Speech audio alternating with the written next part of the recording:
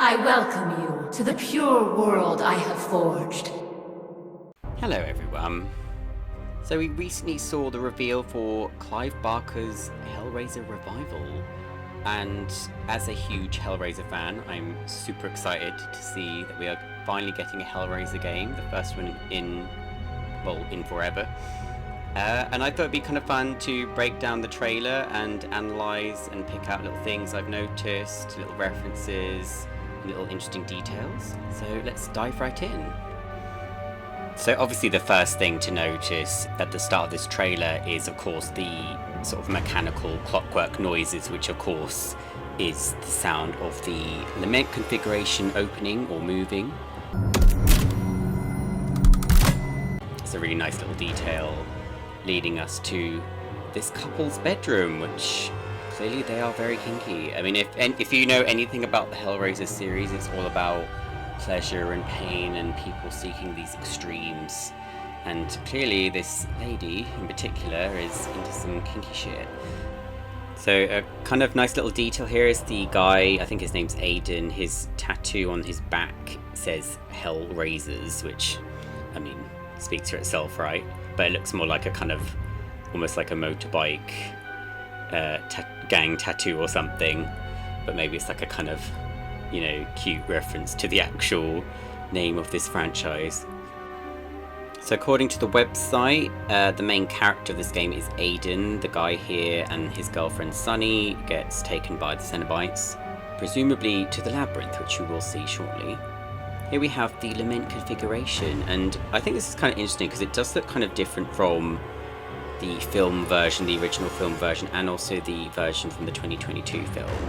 So it's nice to see a just slightly different design. And in the sort of Hellraiser series, it's said that there are multiple versions of this box, so maybe this is a slightly different one. But clearly they all do a similar sort of thing, because then, of course, the Cenobites are summoned. There's this voiceover in the trailer, which I believe is actually Doug Bradley, so the actual actor who played Pinhead originally, at least in the first 8 movies. Follow her, for we have such sights to show you. So it's amazing to have him back. This is like, obviously, he's the most iconic version of Pinhead, and his voice is so distinct, so it's absolutely perfect that they've used him again as the voice actor. It sounds a bit more sort of distorted than previous versions.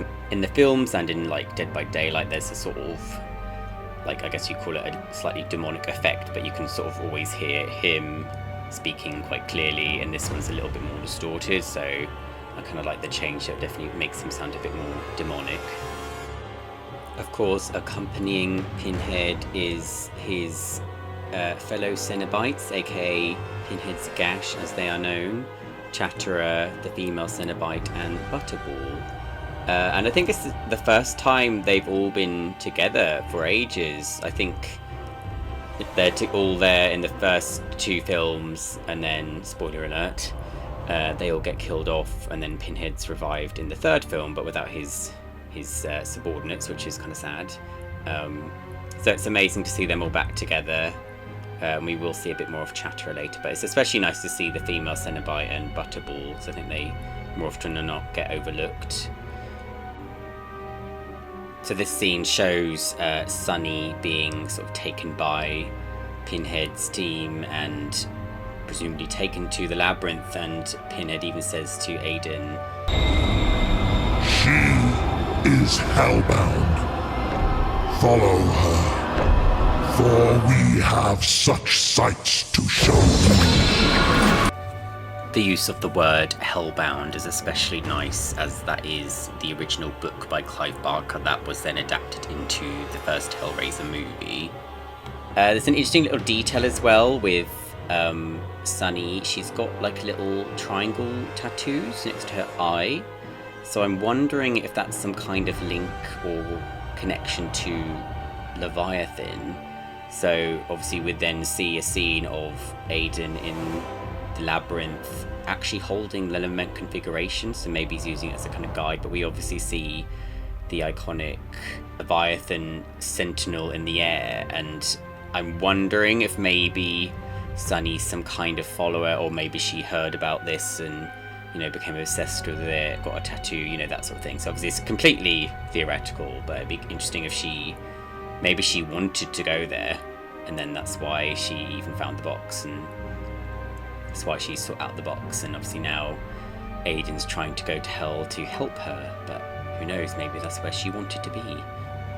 It's also just really cool to see the labyrinth again. So basically the labyrinth is the Hellraiser version of hell, ruled by Leviathan, which is like the god of the Cenobites. I don't think it's been seen in any other Hellraiser thing after the second film. It might be in the expanded universe perhaps, but film wise I can't quite remember if it's been seen.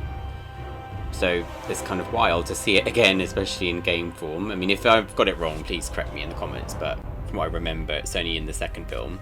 And it's a real shame because it's a really interesting location.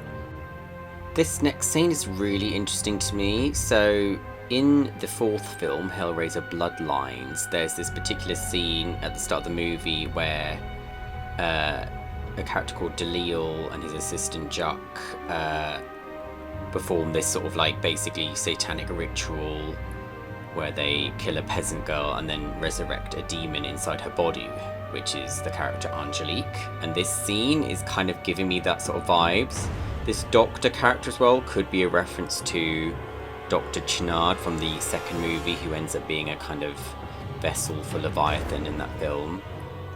So there's lots to unpack here. I don't know why Aiden would be here, if this is actually in hell, in the labyrinth, or if this is in the real world. You can see in the background like these drawings of human anatomy, and then obviously the pentagram sort of thing on the floor makes me feel like this is a callback to Angelique's kind of summoning from the fourth film. It's way too similar to just be a coincidence, but we'll see. So next we have this like nightclub scene. Again, I'm not sure if this is supposed to be in the labyrinth or in the real world, but this absolutely gives me Hellraiser 3 vibes. There's this guy who owns this club and he ends up buying the Pillar of Souls. He thinks it's a cool piece of art for his club, and that's then how Pinhead is ultimately resurrected, and then he goes on like basically a massacre of the club. So again, I think it's probably a reference to the third film. And it almost makes me wonder if the game is going to take place in both the real world and in the labyrinth, because in this scene we don't see the protagonist holding the lament configuration. Then we have this really enjoyable scene of presumably Aiden reaching into this corpse that's been strung up and impaled and all this lovely stuff. Again, not sure if this is in the labyrinth or in the real world, but he's reaching for something. It looks like a little gold item. Makes me feel like this game's going to have survival horror elements such as puzzle solving, which I'm very excited to see. Then of course we have our boy the Chatterer stalking Aiden through the labyrinth. It's giving me classic survival horror vibes. I mean, obviously with the most recent sort of Resident Evil games, a lot of those games have stalker type enemies. Makes me think that Chatterer and maybe the other Cenobites are going to sort of wander around the labyrinth and try and get you. There's a scene later where he literally tries to bite Aiden. Maybe Aiden has to travel in between the different rooms in the labyrinth, and while he's actually in the labyrinth, these Cenobites can come after him. Then with this like quite quick little cut of Aiden hitting this man who really resembles Frank Cotton from the original Hellraiser. So in the original film, Frank is the character who uses the lament configuration for his own pleasure and then ends up in the labyrinth, but manages to escape the labyrinth and come back to Earth. And basically the way he does that is by using Julia to bring him blood and bodies to kind of rebuild his body. And so there's literally a moment in the original film where he's dressed in like a white shirt, and it's, yeah, again, I don't know if this is actually Frank or if it's like just again a kind of nod to that, but this again could be the labyrinth as well. Makes me wonder if Aiden is going to travel through all these different rooms, maybe, all these different areas in the labyrinth, and come across various characters and things we've seen across the franchise. It'd be really nice to see that happen, actually. It would be like a kind of love letter to the Hellraiser series.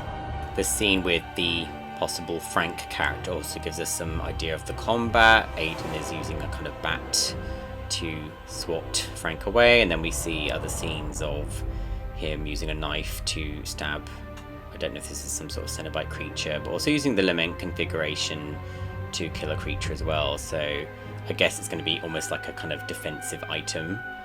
And then there's this little scene of this creature jumping at him with these sort of swords, and in the background you can see a police car. So again, it makes me think that there's going to be sort of various levels, some set in the real world and some set in the labyrinth.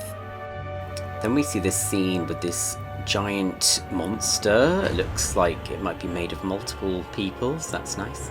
But what's interesting as well in the background is there's this kind of almost like chapel-like location that is decorated in a similar way to the lament configuration. And then even further in the background you can see sort of hanging cages. So I absolutely think this is the labyrinth as well. Maybe this is possibly a boss fight in the labyrinth. Then the trailer finishes with Sunny sort of being taken. We see Pinhead's gash. And then Hellraiser Revival. Wishlist now. And it seems it's going to be on Steam, PS5 and Xbox. So I probably will be getting the PS5 version. Let me know which version of this game you'll be getting below in the comments.